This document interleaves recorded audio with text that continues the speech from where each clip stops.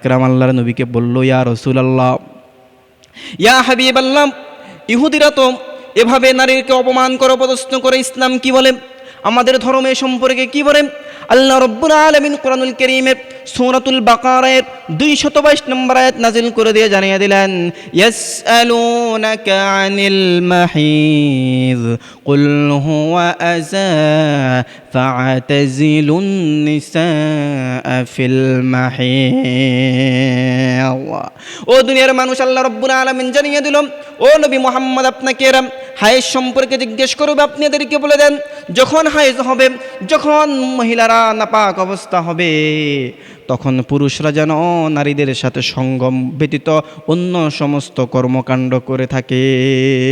অর্থাৎ ইহুদি ধর্মের মধ্যে নারীকে ছেড়ে দিতে হবে। ইহুদি ধর্মে নারী যে পাত্রের মধ্যে খায় ওই পাত্রে খাইতে পারে না। ইহুদি ধর্মের মধ্যে নারী যেই ঘরে থাকে ওই ঘরে মানুষ থাকতে পারে না। মুসলমানরা নারীর সাথে রাতের বেলায় থাকবে, নারী যেই প্লেটে খায় ওই প্লেটে খাবে।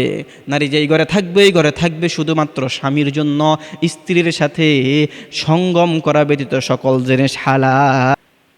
রাসূলুল্লাহ সাল্লাল্লাহু আলাইহি ওয়াসাল্লাম আম্মা জান আয়েশা রাদিয়াল্লাহু তাআলা আনহা বলেন, আমি যখন ঋতুবতী অবস্থায় ছিলাম, রসুল আমার পায়ের মধ্যে মাথা দিয়ে রসুল শুয়ে থাকতেন। আরেক বর্ণনায় পাওয়া যায়, আমি যখন ঋতুবতী অবস্থায় থাকতাম, আমি মুরগির হাড্ডি চাপিয়ে খাইতাম।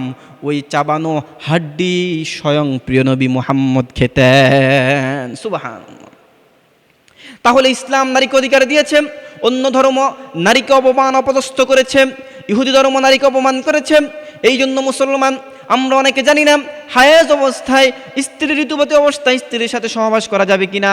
আল্লাহ রসুল বলেন, যে ব্যক্তি স্ত্রীর ঋতুবতী অবস্থায় স্ত্রীর সাথে সহবাস করলো অথবা স্ত্রীর বায়ু পথে স্ত্রীর সাথে সঙ্গম করলো, ওই ব্যক্তি কেমন যেন আমি নবী মুহাম্মদের উপরে নাজিলকৃত কোরআনকে অস্বীকার করলো। নাউযুবিল্লাহ। অত্যন্ত কবিরা গুনাহ।